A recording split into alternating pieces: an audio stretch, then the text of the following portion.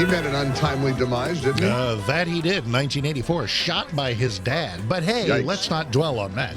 It is Marvin Gaye's birthday. He would have been 86 today.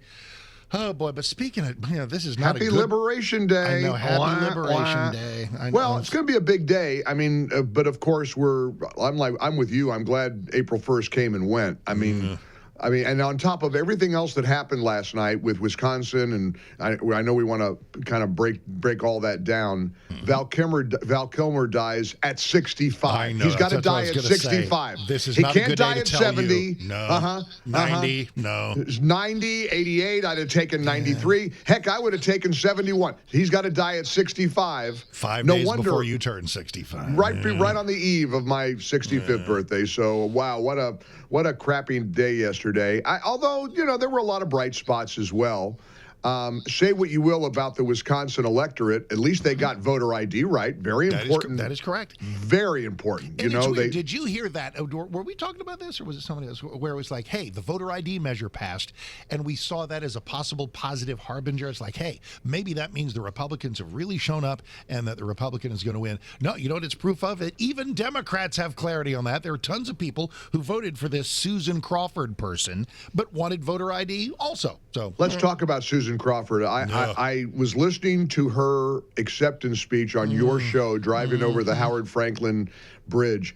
Wow, chills. This is a stone cold activist. Yep. To talk that way as a Supreme Court justice. Yes. Sounding like, almost like Spartacus on the Senate floor yesterday. And the darkness. We've got to go against the prevailing winds. What? Well, it's the playbook. I mean, look, the Democrats right now, and we can't, look, we got to dust ourselves off. I was praying that there would be a miracle and that Brad Schimel would win.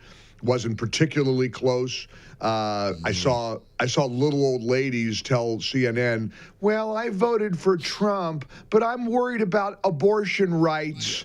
That's here we go again. It's and the Democrats, as we always knew they would, putting abortion front and center, scaring little old ladies into thinking that Brad Schimel wants to take their 72-year-old bodies right away from the right to choose. Exactly. Lady, you don't have to worry about it. You're fine. You don't just calm down, Gertrude. You're not going to lose your right to an abortion, Grandma. But, okay, so that's the game they're going to play. And they need judges desperately. Mark, think about this. If the doomsday scenario is true, and I would maintain it's not necessarily true. We don't know about the redistricting in a year or two. We don't know for sure that they're going to take control of the House of Reps. A lot can happen in the next year or two. So don't panic, don't despair. But they do need judges to try to run the country. That's all they got. Because they don't have the voters on their side in many cases. They don't have the electorate. They don't have their ideas. Their ideas are horrible. Their policies stink. Americans are saying no to their policies. They're being rejected. And so you see the last popularity rate, 21%. Yeah.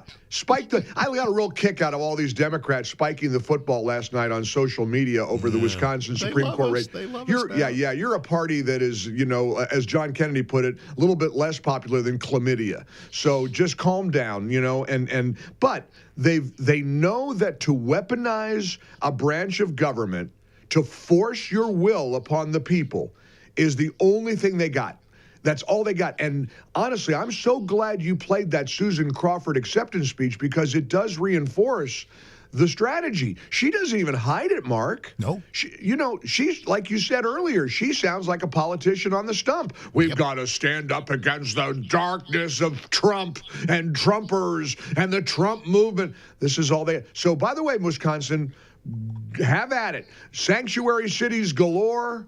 Crime. I mean, you should see her rulings about really bad people. So look, you got what you got, and Republicans didn't show up like we thought they would. Did you buy my theory that elections are reactive, that one of the reasons Trump won is it was a pendulum swing away from Biden, away from Harris? It's like, enough of that. Let's try something else.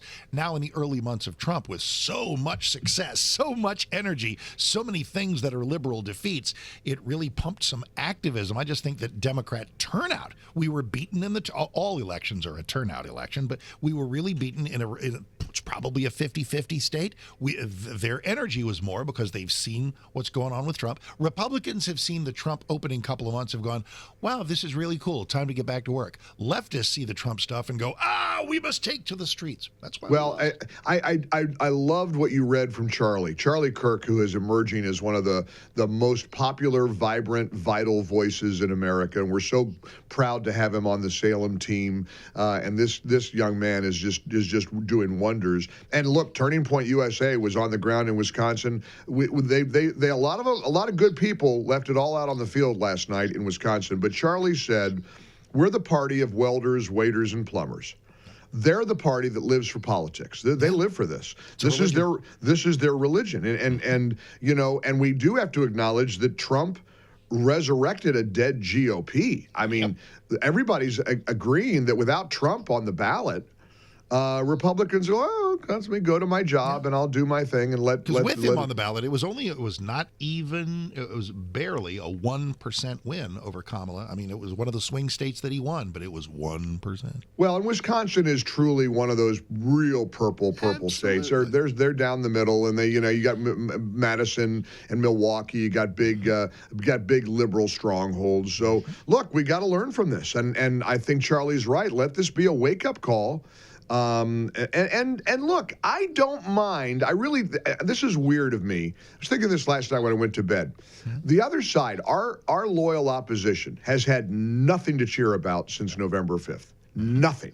So now they do. Now they're excited. Now maybe this will restore a little bit of normalcy to people who are keying Teslas and lighting Molotov cocktails. Silly boy. I know, but I'm thinking that there are people who have been so agitated. Maybe this will ramp down the temperature a little bit.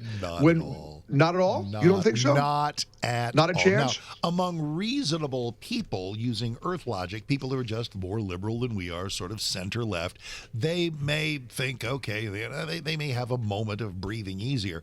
But if you've got the mindset, if you have the twisted soul to key a swastika into a Tesla, you don't become better overnight because of a Wisconsin Supreme Court election. Right. And I'm not talking necessarily about the actual vandals, but people who are watching this who think that Elon Musk is the boogeyman. Look, you got to hand it to the left and their playbook. They have pretty successfully vilified Elon Musk, and he incidentally embraces it. That's why, do you ever notice why he always wears black and the black hat and the black coat and the black shirt? He does that. He thinks he's like a Batman villain or something. Dark MAGA. Yeah, and that's okay. I mean, look, we got a lot of interesting characters. Hey, did you catch him? Did you catch him in the beginning of the 5?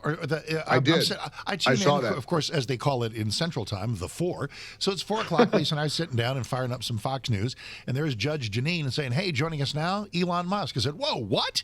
And they will go round the horn. Jesse and Greg and even of course, Jessica Tarloff had to badger him about the Doge cuts. But this is the charm of the show. Good. And he took it with grace and goodwill. I'm going to play some of that in a bit. But it was just a really good sit down as the round table on the 5 peppered Elon with some questions on the fly. He had a really profound bit of advice. One of them asked him, what's advice for young people? He said, you look at fear, you stare fear, and it goes away. Stare it right in the face. You got to conquer your fears. And I love that. I think that's so very important because too many people right now are wallowing in fear. Especially these days, we're growing young people who have no coping skills and no ability to get up and dust themselves off and go, that hurt. Let me get better. Let me get stronger. And my brand new Star Telegram and across the country in the McClatchy chain, a newspaper column, is about that Walter Isaacson biography of Elon that I just finished. Chose to write a column about it. This is him. He goes after whether it's rockets, whether it's cars or robots or SpaceX or whatever. He just says, I'm going to try 100 things. 30 of them may fail. 50 of them may fail, but I just had 50 successes if that's the case. Correct. And this is what he does, and it's inspiring. And Scott Jennings last night on CNN made a really compelling argument against this narrative that Elon went there to Wisconsin and threw around the money and everything, and he hurt the campaign. Scott said, look, it's not really a secret in Republican circles that Brad Schimel's campaign was fairly floundering until Elon went in there and injected a lot of money, a lot of attention. So, I mean, that's okay. Let him do the Elon is the boogeyman narrative. And like you always say, let's let the game come to us. Unfortunately, the game came to us last night on that side, but we did not prevail. Incidentally, speaking of dysfunction, so Anna Paulina Luna here in Florida here we go. leads a revolt of 9 Republicans who voted with the Republicans to table a procedure that would have allowed the House to vote against activist judges. And because they want to work from home. You see, Anna Paulina Luna's a new mom. It's not just wanting to work. I mean, it is. Vote for proxy vote. It's working from home. It's her brand new baby. She wants the ability for 12 weeks to be able to vote, to proxy vote. However, she's 100% wrong. We cannot do that. Dead wrong. And shame on, and these 9 Republicans are getting a ton of flack, as they should. Here we go again with the circular firing squad. We just snatch defeat right out of the jaws of victory every time. It makes me nuts. Chris DeGaulle earlier this morning had one of the funniest. I had a spit take when I was brushing my teeth. He played a clip of Amy Klobuchar, who was congratulating Spartacus on that stupid 25-hour stunt. I don't know what that did, by the way. Do you? What was the point? As if it's one of these singular moments of legislative courage. All the guy did was prattle and spout for 25 hours to sound and fury, signifying nothing. By the way, how do you go 25 hours without going to the bathroom? There's an answer to that, because because if you're doing the real filibuster, you can't leave, you can't eat, you can't. He didn't leave. He went on a sizable fast. He might be kind of semi-dehydrated. It's like, whatever, dude. And did you catch one of the fangirls? It wasn't Amy Lisa Klobuchar. Murkowski? It was exactly Alaska Republican, air quotes. Lisa Murkowski, you may agree or disagree, but I don't know what the words was. It was just, it's courage and resilience. This is right. This is Mr. Smith goes to Washington. Lisa Murkowski is a disgrace. That woman, she just ought to change party affiliation. Just go ahead and get it over with. Just be who you are. And you're right a Democrat. On these Republicans. You're right on these Republicans. They bought into the Anna Paulina Luna.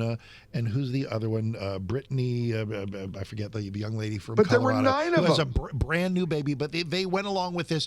Oh, it's anti-motherhood. We're supposed to be pro-family. We are pro-family. We salute all motherhood. But because you got a baby, can you flout the Constitution and our system of laws and representative democracy? But Mark, no. But Mark, what's with some of these social media influencers, the real sharp-elbowed? I think maybe Posobiec or others are saying, oh, pay attention to those who are critical of these brave 9 Republicans. I don't really get it. I think they're people I think they're anti-Mike Johnson, right? That must be their, and they want him to look bad. Well, good. Which I don't understand that either. Mike Johnson is about 90% awesome. So keep going. Kevin McCarthy was 80% awesome. Yeah, keep bagging on Mike Johnson, and let's have House Speaker Hakeem Jeffries. Exactly. Knock yourself out, dummies. If my gosh. People just listen to us, everything will be fine. I know. We'd be okay. So we would just the world would be a lot better. All right, hang in there. Happy we made it past the first, and onward and upward. Happy Wednesday. Love you. We are ready. Mike Gallagher is set to go as soon as we're done at 10, 660 a.m. The Answer.